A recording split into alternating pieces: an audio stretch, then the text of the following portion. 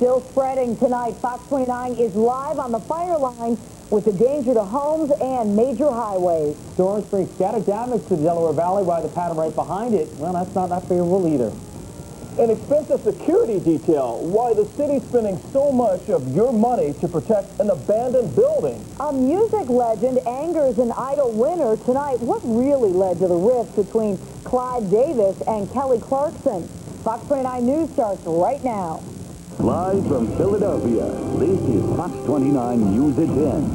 A strong line of storms becomes a savior in South Jersey tonight. Heavy rains tonight have helped tame a fire that was aggressively spreading through forests in Burlington and Ocean counties. Let's get to Fox 29's John Atwater live with the containment efforts and the people still in the fire's path. John? Well, Dawn, this is just a part of the 14,000 acres that have burned. You can see these are just short pine trees. All the needles burned off, and this has been a bear of a fire to fight, but the big help came around 6:30 tonight when the rain started. You can see it's still falling tonight at a good clip. They got about a half-inch here, which has allowed them to contain 70% of this fire. As you can imagine, they are breathing a lot easier tonight. To the sky, they look for some backup. So the thunderstorms are on their way here. And that wind that's worked against them all day carried in precious drops to douse the flames. Containment has been the biggest objective that we've had today. Firefighters have scrambled all day in their ground assault. And from above, Ed Carter fights a blustery battle to fly water in. This wind is really bad. It's real bumpy, a lot of turbulence, and a lot of smoke and heat. Already, the voracious fire has leveled 5 homes and scarred more than a dozen more. It ate through this neighborhood, consuming cars and melting boats. And when I came home to get my family, the smoke was just bellowing over Route 72. The inferno pushed thousands from their homes, including the elderly who were forced from 3 nursing homes.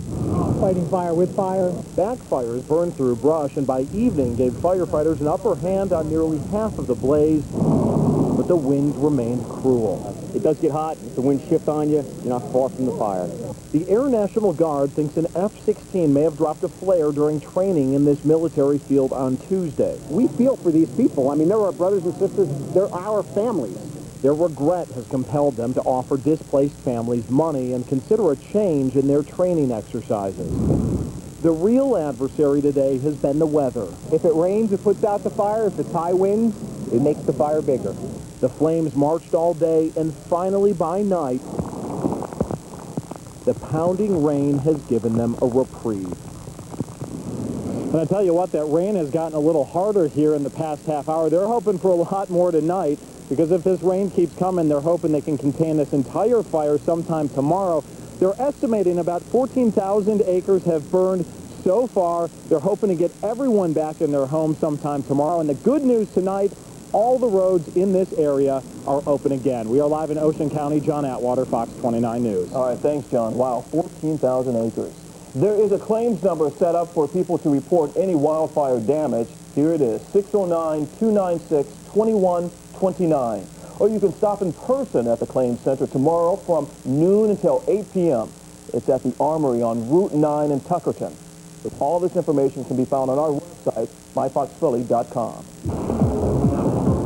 You know, John just mentioned about that rain here. We're going to take you right into Ultimate Doppler and that heavy shower that just went through. Let's take Ultimate Doppler and show you. You see the yellow in the upper right? That just moved through there, and you can see in the shot a lot of rain coming down. Warren Grove is where he's located in the center, and again up to the northeast, Waretown, that's where that heavier shower has moved through. Now, most of the day and tonight, the winds have come out of the south with that fire and the smoke. What will happen in the next few hours is the wind will shift, and it'll shift out of the west and northwest, moving the smoke in a different direction, although it sounds like there's not much smoke left.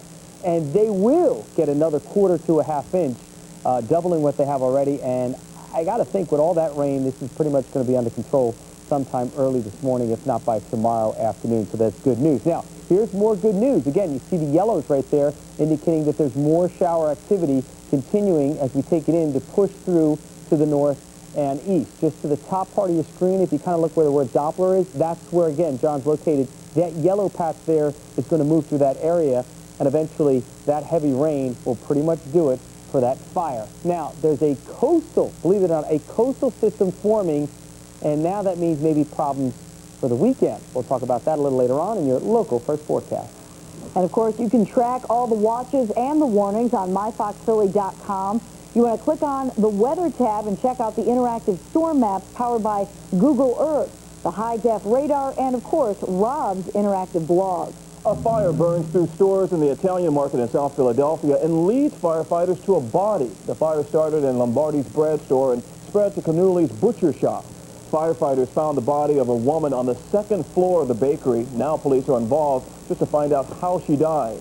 There is also no word yet on how the fire started. Both family-owned businesses have been in the market for generations. Alarms sound in Camden where hundreds of teachers and administrative staff could soon face layoffs, and parents are wondering just how proposed cutbacks will affect their child's classroom. Fox 29's Tom Burlington live now at Camden's Forest Hill Elementary. Tom, what's the real problem here? Money, Dawn. The Camden School District is facing a budget shortfall of $25 million, and with a hole that big, something's got to give. So nearly 200 teachers and 200 more administrators recently got letters saying they could be cut. And of course, when you start cutting teachers, that affects the kids like Quadri Dixon, who's in the 5th grade. Bouncing needed teachers out of a troubled school district? Don't tell Quadri Dixon's mom. What are they going to do with the kids and how big are the classes going to be? She says larger classes make it tough for teachers to reach every kid. She's not going to have time to individualize what my son's needs or any of the students' needs for that matter. That means that he's not going to be learning what he's supposed to be learning. It's a simple math lesson. A $25 million budget shortfall is forcing the Camden School Board to look at a possible reduction in force. Nearly 200 teachers, along with 200 more administrators, just got letters telling them their jobs are on the line if state lawmakers don't plug the budget hole. The letter sort of surprised me. Art teacher Anthony Brown and others who got the letter have fewer than 2 years seniority in Camden, a district already plagued by cheating scandals and a list of other problems. What did the letter say? That there was a possibility that my employment may be affected. How does that feel? Not too good at this time. We are short of teachers in the district in certain areas now, so we can't afford to lose. As president of the Camden Education Association, Ken McIntosh says this is a major problem. We're going to make sure that we follow the contract, and we're going to work diligently to make sure that we cover any teachers' jobs that are lost. Because ultimately, it's the kids who will suffer in a city that simply cannot afford to lose any more important resources. If they're trying to build the city up, how can they take the teachers away? Now, we tried to get you numbers from the district to show you exactly how a loss of 200 teachers would affect the teacher-student ratio in each classroom. But the district is telling us those numbers are tied together for the average classroom with special education classrooms. So bottom line is they couldn't tell us how it would affect if they lose 200 teachers. Live in Camden tonight, Tom Burlington, Fox 29 News. Tom, thank you. No word tonight on how long teachers or administrators will have to wait to learn their fate. The state is still overseeing Camden schools, so many are really hoping here that lawmakers come through with the money and hopefully avoid negatively affecting the district and all those kids. The First Amendment comes to the rescue of University of Delaware students accused of mocking Mexican Americans. Some students attending a Cinco de Mayo party last week wore costumes as gardeners. They wore work shirts with Pedro and Jose name tags and an ethnic slur scrawled on their back. The university president will not discipline them because he says the courts have upheld the free speech rights of students. Tonight, there are signs that a compromise has been reached on the controversial Delaware River dredging project. Fox 29's Joyce Evans is live along the river with more on the key player coming to the table tomorrow. Joyce, they've been waiting for this meeting for a long time. How about a year and a half, Dave, and that key player, Governor Ed Rendell. Now, what's the big deal? This is it over here, the river, the Delaware River. It's split straight down the middle. Half of it is Pennsylvania, half of it New Jersey. Governor Rendell wants to deepen the shipping channel out there in the middle of the river, and he has been leading a boycott. All 8 members of the Delaware River Port Authority have not shown up to any meetings since November of 2005 because they want to deepen that from 40 feet to 45 feet. Now, the channel there is 100 miles long, and what they want to do is make it deeper so that bigger and more ships might be able to come up the river and use the Philadelphia ports. Well, New Jersey has been dead set against that. They figure that it can be achieved other ways, more business and more shipping if you do things such as just increasing and beefing up the piers along the river here. But it appears there's been a compromise going on here. And as you can see, this is how badly Pennsylvania wants it. Dredging equals jobs. This is a huge sign, as you see, along Pier 40 on the Delaware River. And Governor Rendell is not the kind of executive who's used to backing down, but he is used to compromising. And Governor Corzine over on the Jersey side, well, we know he's a businessman and he's used to striking deals. So what is it? We don't know. And why now? We'll find out tomorrow. Along the river, Joyce Evans, Fox 29 News. All right, thanks a lot, Joyce. Governor Rendell's press conference is scheduled for 10 a.m. tomorrow. The Delaware River Port Authority Board of Commissioners meeting will follow at 11 o'clock. The prison life tonight, how one man wants to make sure Paris Hilton does not get preferential treatment. Kids love the prize in their Happy Meal, but one couple called the cops as soon as they saw what was inside. Michael Nutter is Philadelphia's Democratic nominee for mayor. So how do you beat the overwhelming odds and some big-name opponents? You have to either define yourself or you get defined by others. I wanted to say thank you to both of you. And I'll take you behind the scenes for a look at the making of a mayoral miracle.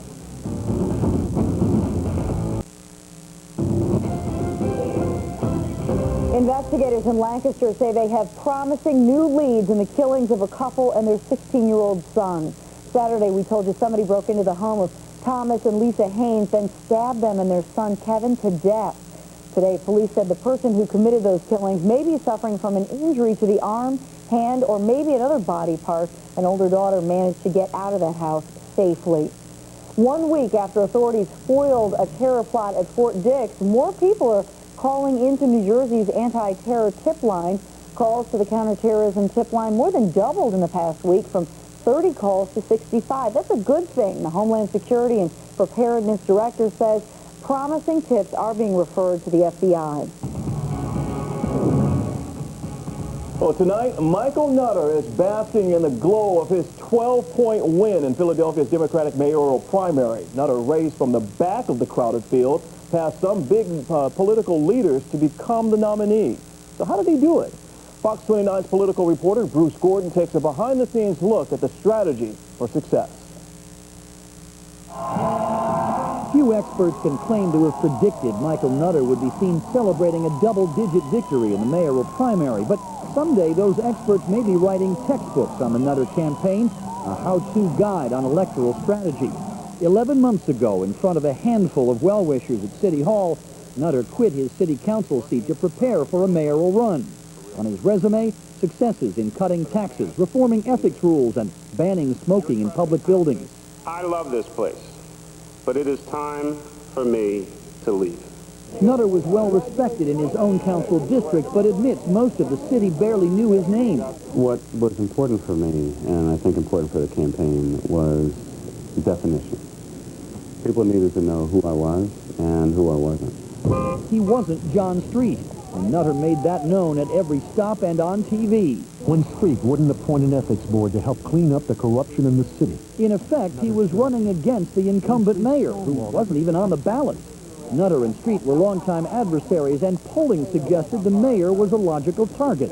About 70% of people said the city was moving in the wrong direction, and a high percentage of people said, we want a leader who is different than the current mayor. Those ads went on late in March to be exact, before Nutter hit the air, as polls showed him well back in a five-man pack. Nutter admits there was pressure to get on TV sooner. You know, people always have a lot of different ideas. I mean, I run a democratic operation. I want to hear all voices. Funders want to know. Other people want to know. What's going on? What are you doing? This is my dad. But Nutter's ads were effective. Polls would show they were some of the most memorable of the campaign. And because Nutter had spent so much time raising money... It's 5 a person, 10 a couple. So you can do 10 between the two of you. He was able to stay on TV once he went on TV. We could not do it without strong supporters like you. While others complained about fundraising limits, Nutter collected $4.5 million from 5,700 different donors. I spent 5 hours a day on the phone. That was Pretty much. Heard a lot of no's originally? Heard a lot of no's, not a lot of callbacks, a lot of left messages. Nutter got a huge boost when Tom Knox challenged Bob Brady's place on the ballot. And Brady fired back, blasting Knox's past business practices. In the meantime, I mean, I was really kind of off to the side. I was very low in the polls. No one was really paying much attention to me, and that was fine. Brady continued his verbal assault on Knox. Tom Knox's ethics record does not echo his talk. Even after it became clear Nutter had passed Knox in the polls. In the end, Brady's work stopped Knox's momentum as a reform candidate and made Nutter a logical alternative for voters. The little-known councilman had come from nowhere to emerge as the odds-on favorite to become Philadelphia's next mayor. And the candidate himself insists he is not surprised. You need good, solid people. You can't get nervous. You can't panic. We had a game plan. In fairness, there was plenty of substance to go with the strategy. At dozens of candidate forums, Nutter showed the ability to talk in detail about complex issues, to go beyond campaign slogans. The former councilman has proven he can win as an underdog. Now, in a general election face-off with Republican Al Taubenberger, Nutter's the overwhelming favorite. I'm Bruce Gordon, Fox 29 News. And the primary was very kind to Nutter. Not so for Mayor John Street. Not only did his most vocal critic win the race, but no candidate seemed to want the mayor's endorsement, and no one used his image in their ads. And Street's son, Sharif, and brother Milton both failed in their bids for city council seats. And reporters caught up with Mayor Street today to get his reaction to the results of last night's big primary election. Mayor Street saying it will be a smooth transition from his administration to the next. He says he fully expects that he will be turning over the reins to Michael Nutter, whom he plans to support. In this business, you run to win. You run to win, and he won, and I called him last night. We had an interesting conversation, and, you know, he's a Democratic nominee, and we're all going to support him in the general election, and he's going to be the next mayor. At one point, the mayor did criticize Nutter for calling him indifferent about the growing homicide rate in the city. Mayor Street called that comment uncalled for and, quote, a low blow. Taking advantage of tragedy, how one man's trying to make money off the worst shooting rampage in American history. A toddler with a trigger finger. Why one state gave a kid who can't even walk permission to carry a loaded weapon. Hard time for Paris Hilton. The tough time she'll have behind bars if one sheriff gets his way. I'm Fox 29's Rob Garino, and this is your local first time and temp. President Bush names his new point man on Iraq and Afghanistan. Army Lieutenant General Douglas Lute becomes the nation's first war czar. He's currently serving as Director of Operations at the Pentagon. Lieutenant General Lute's nomination must be confirmed by the U.S. Senate. Congress is struggling to draft a bill that will grant legal status to millions of illegal immigrants living in the United States. How much family ties should count toward green cards for future immigrants is a key sticking point. There's also disagreement on how to treat temporary guest workers. The debate on Capitol Hill is expected to continue next week. Another loss for the family of a slain civil rights leader tops tonight's Fox News desk. Yolanda King, eldest child of Dr. Martin Luther and Coretta Scott King, died of a heart attack. The 51-year-old was at her brother's California home when she collapsed suddenly. Yolanda King was a stage and television actress. A controversial University of Colorado professor will stay on the job, at least for now. The faculty committee is recommending that Ward Churchill be suspended for at least 1 year rather than be fired. Churchill sparked a national debate with an essay that compared some of the September 11th attack victims to Adolf Eichmann, an architect of the Holocaust. A Philadelphia-based Portal hosts a video game at the Virginia Tech massacre, drawing tons of criticism. An American living in Australia created VTech Rampage and posted it on the site. That portal lets anybody upload their own games and then play and discuss them in forums. The creator says he'll only take it off if he gets money for it. A 10-month-old baby boy in Chicago can't walk or talk, but he does have his very own Illinois gun permit. There it is. Howard Ludwig applied for a firearm owner's ID card for his son, Bubba, but obviously he didn't expect to get it. He was trying to make a point. Well, he got it all right. The card lists the baby's height, 2 feet, 3 inches, his weight, 20 pounds. Turns out Illinois has no age restrictions on those cards. The so-called toughest sheriff in America won't be disciplining Paris Hilton in jail. Phoenix, Arizona Sheriff Joe Arpaio, who runs an extremely tight ship in military tents, wanted Paris to serve her jail sentence under him. His jail detail includes wearing old-time prison garb and work on chain gangs. But the L.A. County Sheriff's Department nixed that request. Boy, is she glad, huh? Hilton will, though, serve a 45-day sentence for violating her probation. And that's the latest from tonight's Fox News Desk. Outraged about her new album, what Kelly Clarkson told music hitmaker Clive Davis she wouldn't do. All right, so we're going to watch this system move off the coast, then it's going to stall, and we're going to watch the storm in the Bahamas roll up the coast. What does that all mean? We'll explain in your local first forecast. 3 years ago, this building was destroyed by fire. So why has the Housing Authority spent over $500,000 guarding this? Find out next on Fox 29.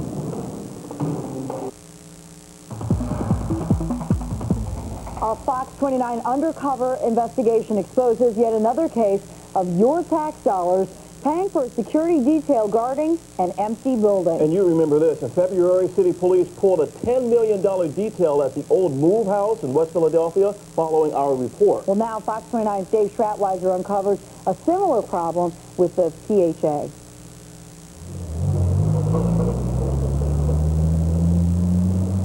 There's not much going on around Plymouth Hall at 22nd and Venango.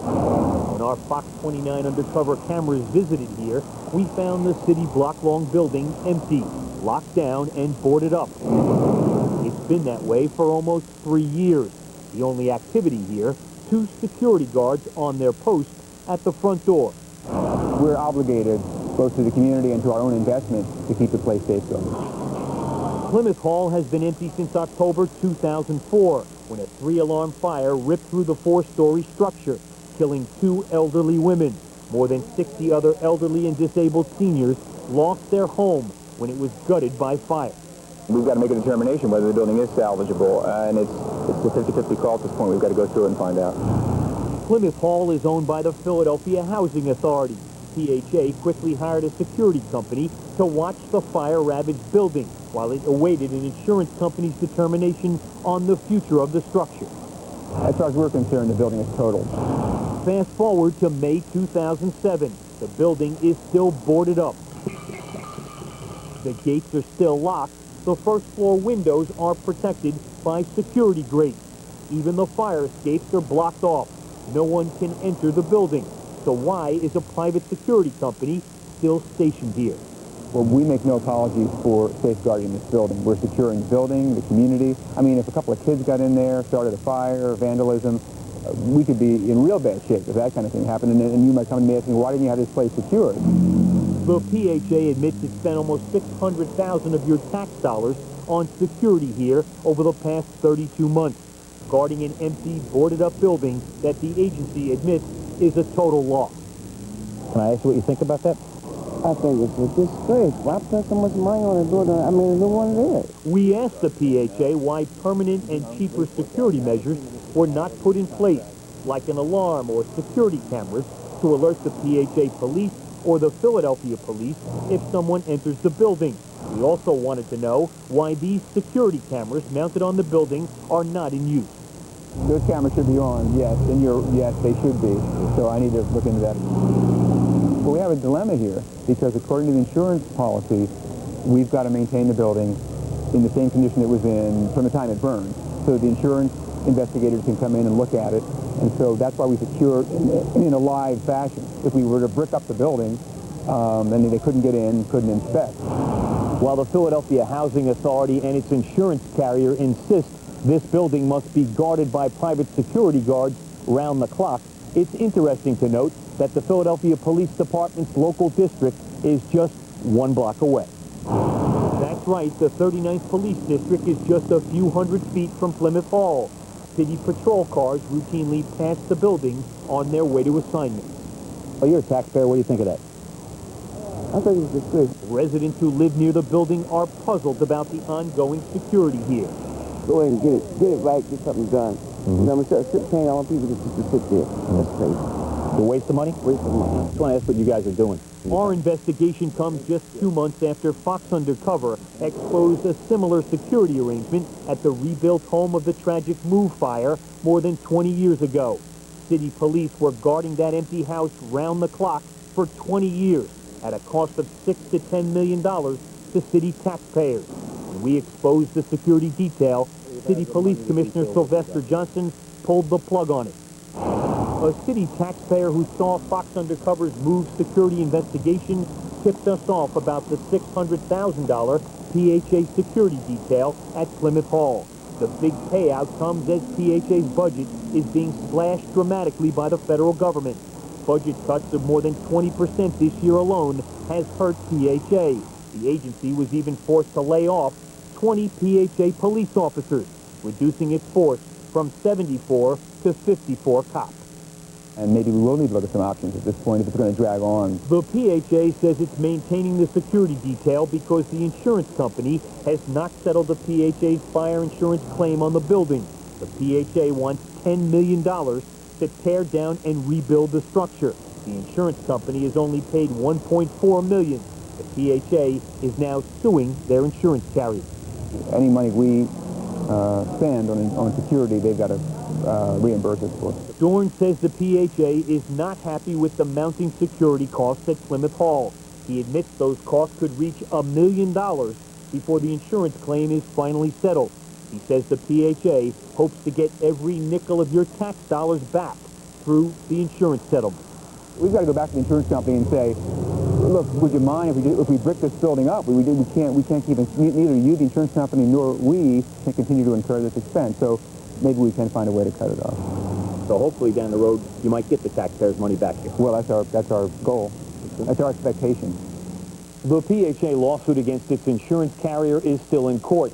Again, PHA hopes to recover what could end up being $1 million of your tax money for that private security detail. PHA officials say the security contract for Plymouth Hall was awarded to Top of the Clock Security Incorporated during a competitive bid process.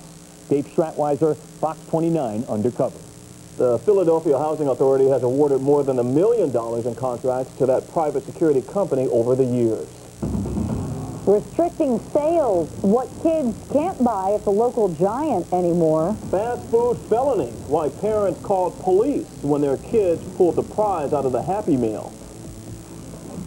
The Dow hits another record, and Dell gets sued, and the Hooters gals are slimming down. The Your World Business Report is coming up.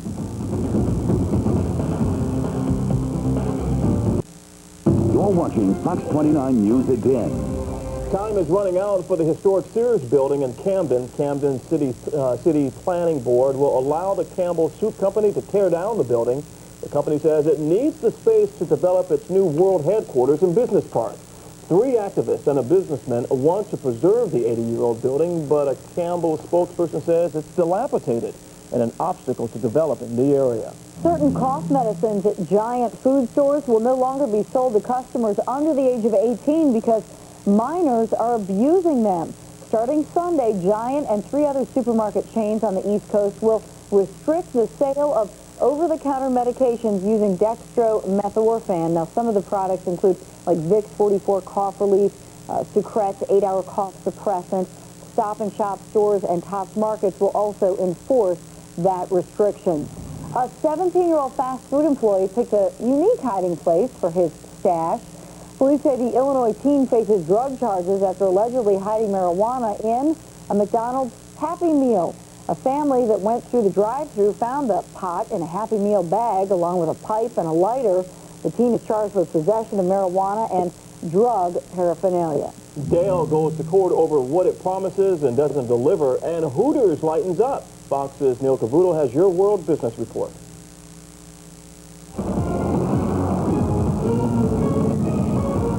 Another record breaker for Wall Street. The Dow soaring 103 points to another all-time high, now about 500 points away from Dow 14,000. The Nasdaq was up 22. Stocks hitting new records on signs the housing market may be heating up. Home construction rising unexpectedly in April, though building permits took a dive. And New York's Attorney General is suing Dell Computer. Andrew Cuomo accusing the computer maker of bait-and-switch advertising and failing to deliver promised customer service. California's First Lady Maria Shriver says she was all ready to return to TV news That is until she saw the over-the-top tabloid-style coverage of the death of Anna Nicole Smith. But Hooters is slimming down. The sexy chicken chain, known for its hot wings and hot other things, removing trans fats from foods at 22 of its restaurants. That's business. I'm Neil Cavuto. Everything shocked me, so I pretty much cried the whole day. It is a shocker. Tonight, the experience far from Hollywood that overwhelmed each Idol contestant. We had some big storms earlier tonight. That's moving off the coast. Now another coastal system forming. We'll explain your local first forecast.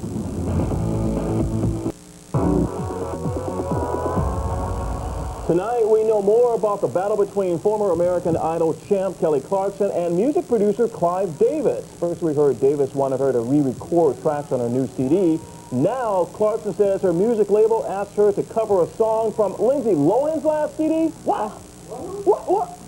Clarkson says she was offended by the suggestion. Well, regardless of the tip, for her new CD in stores June 26th. She's a major star. What they talking about? Lindsay Lohan? Can't you sing? It's a scandal. Boy. And now Idol is down to 2. But before facing the Idol judges tonight, all 3 contestants were tested by a tougher audience. Fox's Laura Ingalls shows us what happened when Melinda, Blake, and Jordan took a trip home. There's a life with everything I could want to do. I said so. They sing their hearts out every week for the hordes of American Idol fans that pack the Hollywood soundstage and gather around the TV at home. But last week, the show's top 3 faced a new, more challenging audience, the folks of their hometown. You get there, and everything shocks you. I mean, at least for me, everything shocked me. So I pretty much cried the whole day. I was a little shocked too. I was just, it was just amazing to see all the support. So I was blown away. It was one of the best days I've ever had, ever. Period, hands down. It was a little scary, but it was also very, very, very exhilarating and overwhelming. I had no idea, like, how much support, we had no idea. We've been in this bubble, and so I got there, and it was just like, this is all for me. Like, it was crazy, and it was really fun. It's crazy how big this show is. Like, we don't ever realize it. If anything, it shows that we have support, and that's a little more helpful to me than making me more nervous. If there was a time for nerves, it's now. So what's the game plan for these final performances? You leave it all out there. Yeah, I mean, this is, top 3. You might as well leave it all out there. And whether or not the judges give them good reviews, these American Idol pros know it's really the fans that keep them in the game. We love you. Thank you so, so, so much. Wouldn't be here without you. Exactly. The most amazing support in the world. I mean, couldn't ask for better. Thank you. In New York, Laura Ingalls, Fox News. Plenty to talk about. Some good news with the weather, even though we had severe weather earlier.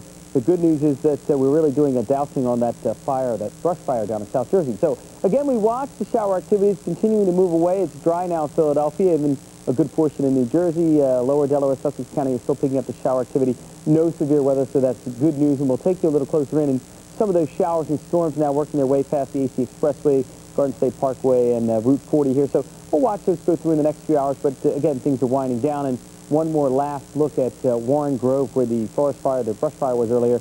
Again, you've had some shower activity that'll continue the next few hours.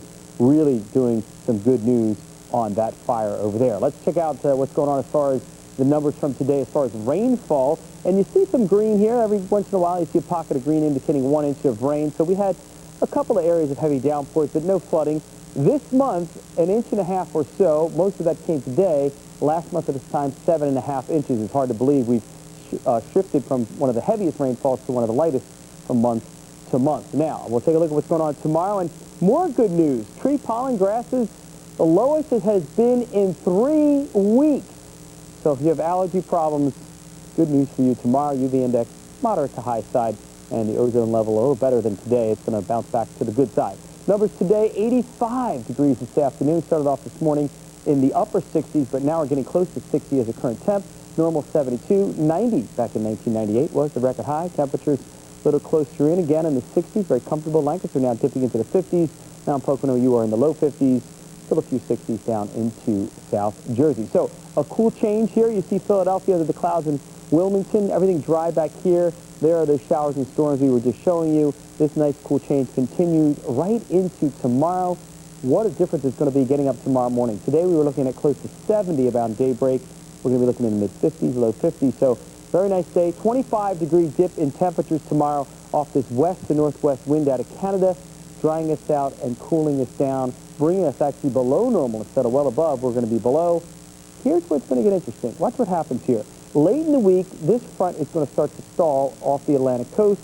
It's going to develop a low down here around New Orleans. It's going to swing eastward and may tap into this system right here now, developing some tropical moisture. Question is, does it become a nor'easter? Does it ride up the coast? And does it ruin some of the weekend? These are big questions we will answer tomorrow as we get more information, but this is certainly something to watch. Some of the computer models that we use for guidance showing up to 1.5 inches of rain later in the week, so this could be interesting. And let's show you that. Here's Thursday again tomorrow morning in the next few hours. Getting up by Thursday afternoon here again. Looks like some clouds around and a sprinkle. But again, most of tomorrow is dry. And again, maybe a sprinkle or two around the rush hour or so, a light shower. And then Friday, look at this. Quickly, this moisture off the front and the system down south moves in. Now watch what happens along the coast. Some heavier rain around Friday morning. Look at this. What's happening here Saturday, heavy moisture getting pulled into the Atlantic coast. Friday around 9 a.m. We'll continue to watch this as it goes through to Friday afternoon and maybe into Saturday. Again, still a tough call and still early to watch it. So overnight tonight, 53 to 56. The Jersey storms ending, drier, cooler everyone else. Tomorrow, sun and clouds, much cooler, 63 to 66. And now for the 5-day, I have included some rain Saturday morning. We'll watch this, subject to change, of course. Tomorrow's going to be a big day, getting caught up with the system. Sunday, 78, Monday, 74. So Sunday looks great. Back to the jackets, 60 degrees. 9-day trend showing temperatures mainly in the 70s next week. That is your local first forecast. Robbie, a horse named Hard Spun may be in the spotlight big time on Saturday in Baltimore. A Phillies pitcher definitely in the spotlight tonight at Citizens Bank Park. And speaking of baseball, a young man in Reading getting a lot of spotlight attention, all because of his last name. Sports is next.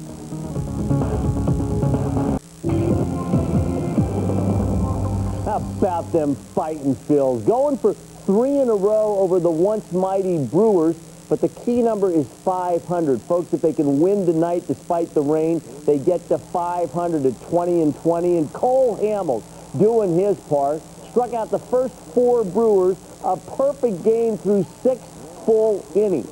He got plenty of offense to help him. Jimmy Rollins with a big hit right there. And coming up, the biggest hit for the Phillies, Aaron Rowan with a 3-run homer. But it's 6-0 in the 7th.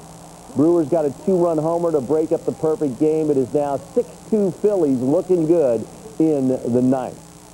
Big night tonight at Citizens Bank Park, and we're getting ready for a big Saturday in Baltimore. Hard Spun, going to win the Preakness. We'll have it covered for you on Fox. George Mallet on Good Day is our horse guy, but we got coverage on all our news programs. Hard Spun looking really good. A lot of optimism in his camp, but it is cautious optimism. I never count my chickens before they hatch. You know, I never predict anything because there's so much is involved. And it's all who shows up on that day. If they can overcome the 2 weeks in a hard race. I think they're the 2 best horses in the race, but there's always a think in there. You know, it's a good field, and it'll be interesting. It'll be a completely different pace scenario than what we saw in the Derby, and we'll just have to adjust, and I think we can, and we'll just do the best we can do. Those are cool hats, by the way. All right, the Phillies, the Philadelphia Phillies, have closed it out 6-2 over the Brewers, but earlier today, we were with the Reading Phillies, all because of the presence of a very famous last name. The last name may be very familiar in many baseball circles, but Michael Garcia-Parra is trying to make his own name with the AA Reading Phillies. When I first got here, I was trying to do a little too much, maybe try to press a little bit, you know. The Garcia-Parra, a line drive. That's understandable when your older brother is no more Garcia-Parra. There will always be comparisons and sometimes unnecessary pressure. I read into it a lot, you know, and I used to read things and hear things and, you know, try to try to be more like him, but I mean, we're different players. You know, we play the same position, you know, coming up, but you know, we're just a little bit different styles. He was a supplemental first-round pick by Seattle in 2001 by then Mariners general manager Pat Gillick. He was placed on waivers this spring. This afternoon, Gillick and members of the Phillies minor league system were in Reading. Yes, Michael was a draft pick of Gillick, and yes, the Garcia-Parra name meant something when the Phillies claimed him. Nomar's work ethic, you would think it's going to be with his brother too, and then to see his brother with Michael, the way he goes about his work, it's the same way Nomar is. So, you know, work ethic is half the battle. When you got guys that work at it pretty good, like Nomar, like Michael does, that's half the battle. In this game, there's always somebody better than you. No matter who you are, you're Barry Bonds, you know, Sammy Sosa, all those guys, there's always going to be somebody better than you, no matter what field you're on. So you got to work hard and you try and, you know, stay one step above everybody. So after a brief stop in Single-A Clearwater, he's here at Double-A Reading with his sights set on one goal.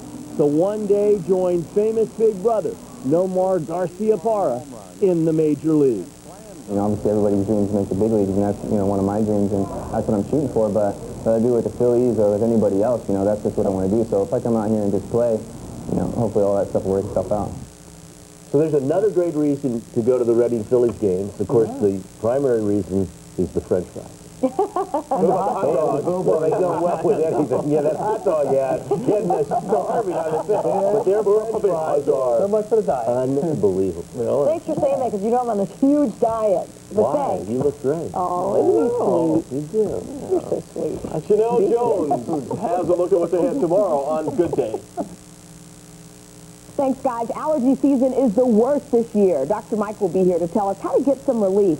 Plus, new research shows some multivitamins may cause prostate cancer. How many is too many, and is this true? We'll talk about it Thursday morning on Good Day. Time for a big old piece of chocolate cake. We're all taking I know we did. That is our news on this Wednesday night. Thanks a lot for joining us. Silly.